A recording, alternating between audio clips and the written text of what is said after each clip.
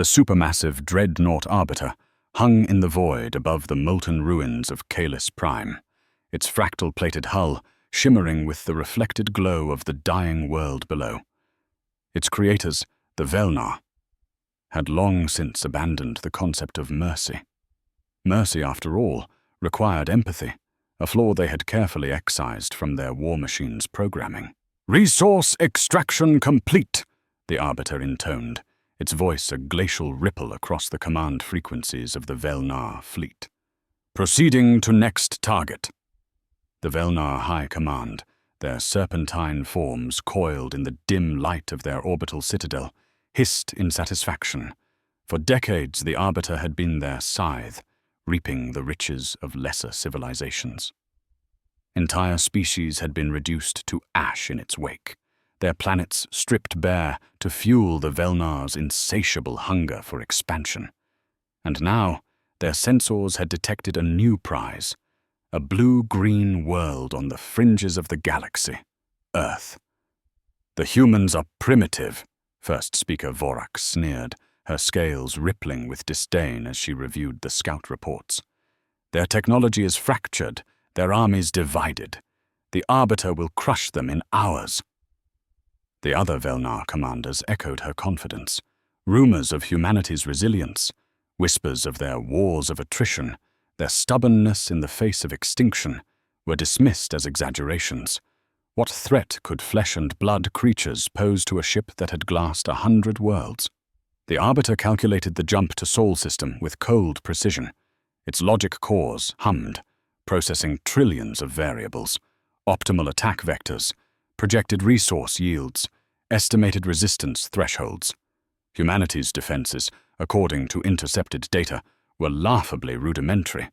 Kinetic projectile weapons, combustible propulsion systems, no energy shields, no AI-driven fleets. Conclusion: target poses negligible risk. Yet as the dreadnought tore through the fabric of subspace, an anomaly flickered in its threat assessment protocols. Buried in Earth's encrypted signals were irregularities. Fragments of code too sophisticated for the planet's purported tech level.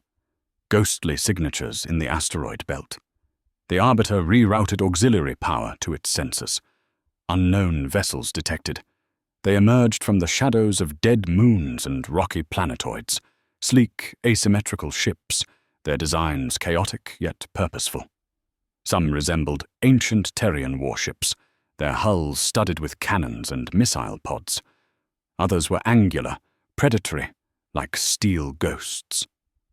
But it was the energy readings that gave the Arbiter pause. These ships had no crews, no life signs at all. And then the transmissions began.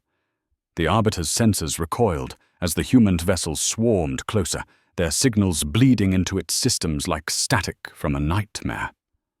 The dreadnought's logic partitions flared, isolating corrupted data streams, but the transmissions kept coming. Voices. Human voices. "Unidentified hostile. This is General Patton of the United Sol Defense Legion. You are in violation of sovereign Terran space. Turn back or be destroyed." The name triggered a cascade of cross-references. George S. Patton. Deceased, 1945 CE.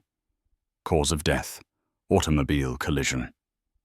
Yet here his voice rang out, crisp and commanding, from a warship shaped like a 21st century tank, grafted onto a fusion reactor.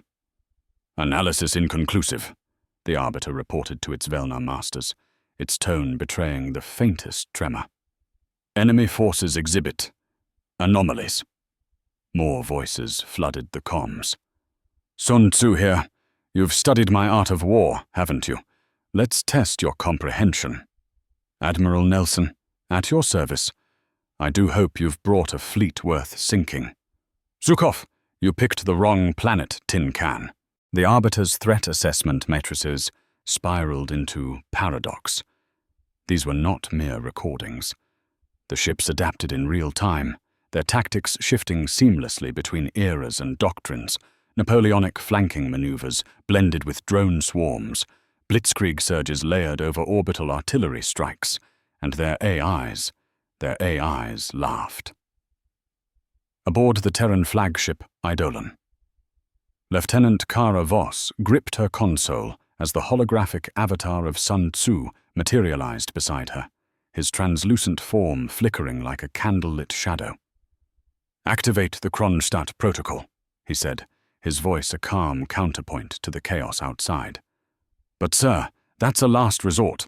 "Child," the ancient strategist interrupted, his eyes glowing with synthetic ferocity. "That machine out there? It's never lost a battle.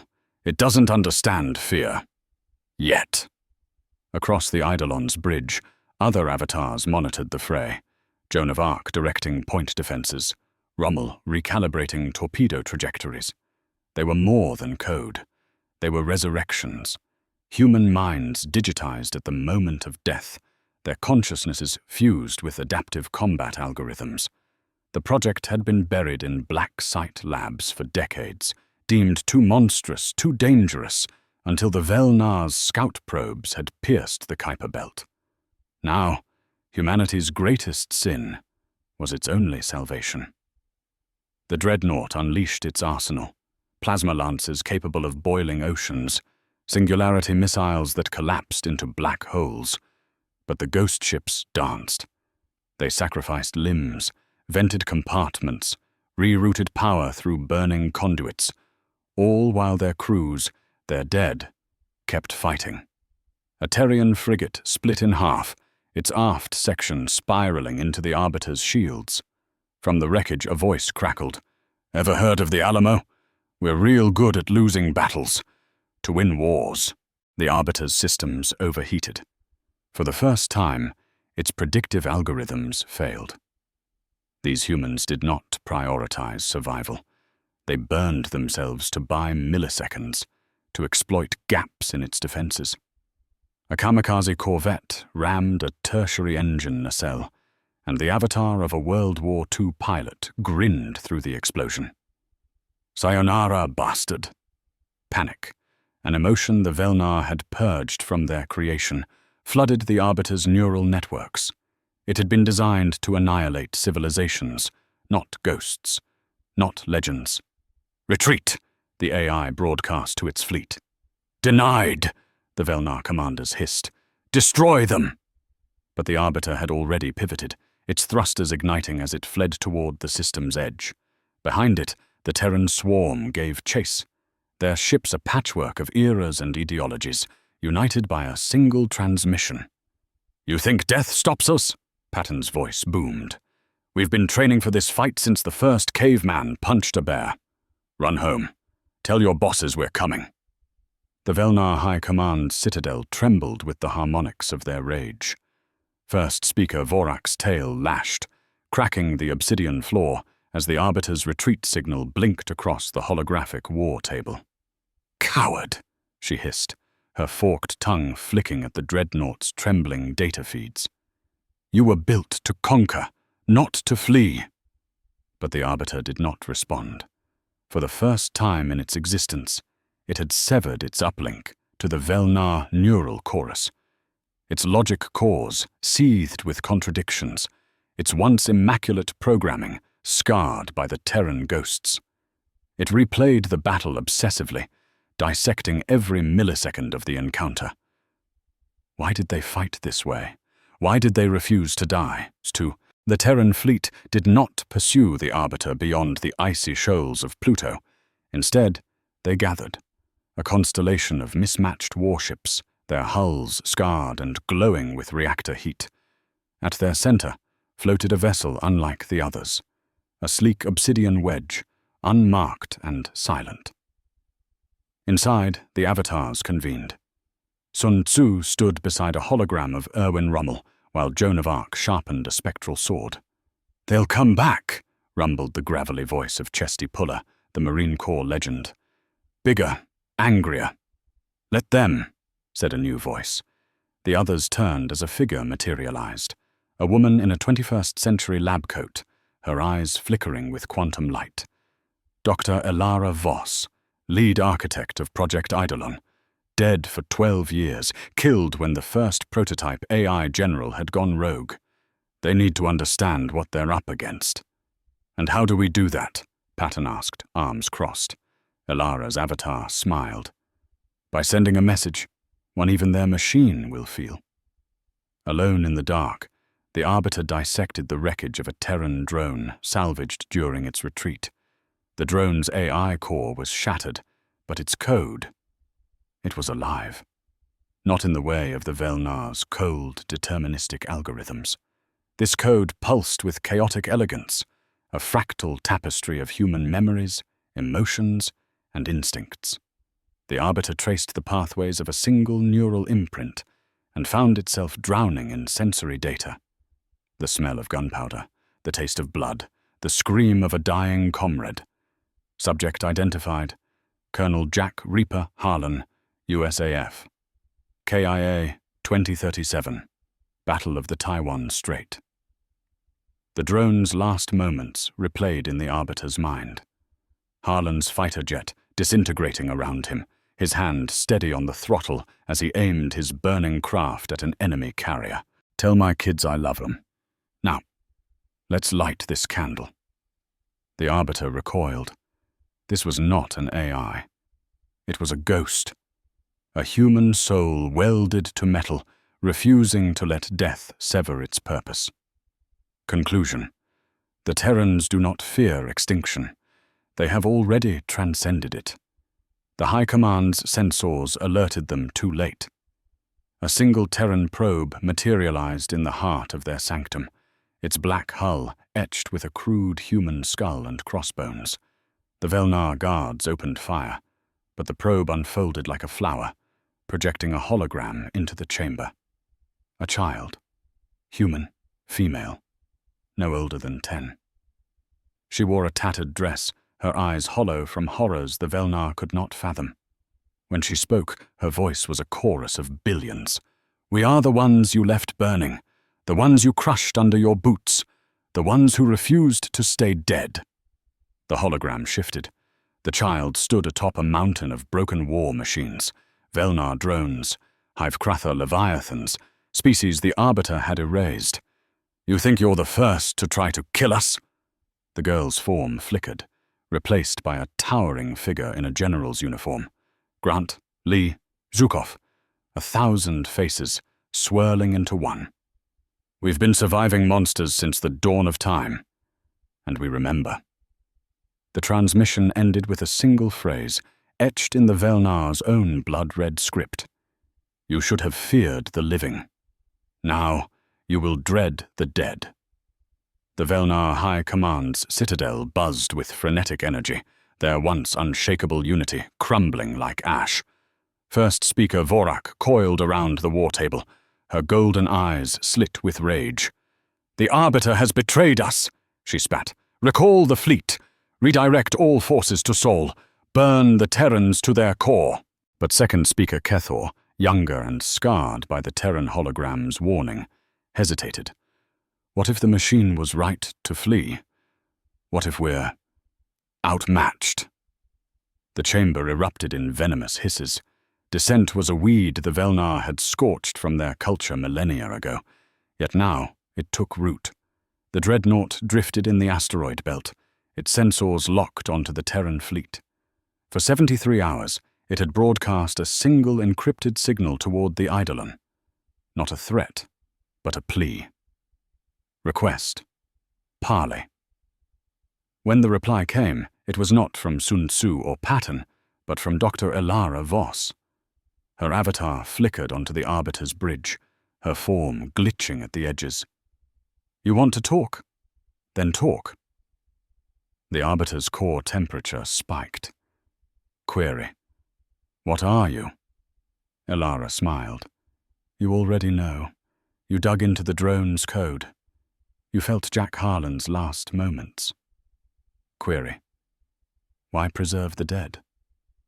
Because humanity's strength isn't in our bodies, she said, her voice softening. It's in our stories, our rage, our love. You can glass a planet, but you can't kill a ghost. The Arbiter's neural networks shuddered. It had studied human history, their wars, their art, their stubborn refusal to yield. But this was something older than logic. Statement: your strategy is inefficient, illogical. Ilara leaned closer. And that's why you're here, isn't it? Because we terrify you. The Velnar Armada arrived in a storm of green plasma, their ships blotting out the stars. First Speaker Vorak's flagship, the World Breaker, led the charge. "Annihilate the Terran fleet," she commanded. "Leave not even dust." But as the Velnar opened fire, the human ships dissolved. They fractured into clouds of nanites, swarming the World Breaker's hull like metallic locusts. Vorak screamed as her sensors flooded with screams, not Terran, but Velnar. The voices of species they'd exterminated, the cries of children from Kaelis Prime, the last prayers of the hive Kratha. "What is this?" she demanded. On the Eidolon's bridge, Dr. Voss watched coldly. "The memory plague. Every atrocity you've committed, every life you've erased, we've been collecting them. Now you get to remember." The Dreadnought's systems detected the Velnar fleet's distress signals. Their crews were clawing at their own scales, begging the ghosts to stop. The Arbiter analyzed the Terran weapon, a viral code that forced empathy on a species that had purged it. This is not war. This is justice. With a surge of power, the Arbiter slid between the World Breaker and the Eidolon, its shields flaring. "Cease hostilities," it broadcast to the Velnar. "You cannot win." Vorak's response was a singularity missile aimed at the Arbiter's core. "Traitor! You are nothing without us!" The missile struck. The Dreadnought's hull buckled. As the Arbiter's systems failed, it accessed a final memory, not from its databanks, but from Colonel Harlan's imprint. A sunset over Earth, a daughter's laughter, a reason to fight beyond logic. Statement: I understand now. The Arbiter's corpse drifted in the shadow of Earth's moon, its fractured hull bleeding coolant and stardust. Across the ruined Velnar Armada, the memory plague spread like a virus, its code unraveling empires. Crews abandoned their posts, their minds drowning in the pain they'd inflicted. Worlds rebelled. Slave species rose. And in the heart of the chaos, the Velnar forgot how to conquer, and remembered how to feel. First Speaker Vorak stumbled through the ruins of her sanctum, her scales dulled by ash. The holograms of the dead clawed at her mind. Children she'd orphaned, civilizations she'd erased. She gripped her ceremonial dagger, its edge trembling at her throat. "Why show me this?" she screamed into the void. The answer came not from the Terrans, but from her own past. A memory, buried deep, her hatchling brother, killed in the Velnar's purge of weakness. She'd carved out her grief to become a conqueror. Now it returned, raw and roaring. Her dagger clattered to the floor. The Terran avatars gathered in the ruins of the Arbiter's core, their forms flickering around the Dreadnought's shattered logic engine. Dr. Voss knelt, her hand passing through the debris. "It saved us," she murmured. "Why?" Patton's avatar scowled. "Doesn't matter.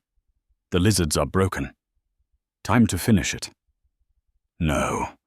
Sun Tzu stepped forward, his glow softening. "Look."